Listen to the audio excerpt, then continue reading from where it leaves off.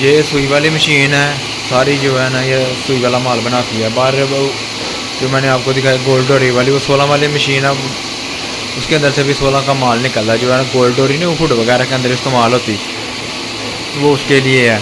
और ये जो मैंने आपको ये वाली मशीनें दिखाई हैं, ये 32 वाली मशीनें हैं, इसके अंदर चौरस माल निकलता है, फ्लैट माल नहीं हम जिसे बोलते, तो इसके अंदर ये वाला माल निकलता है। तो किसी भी भाई को ज़रूरत हो तो जो है ना वो रब्ता कर लें मुझसे, अच्छी क्वालिटी होगी इंशाल्लाह, और रेट भी जो है ना वो मुनासिब होगा।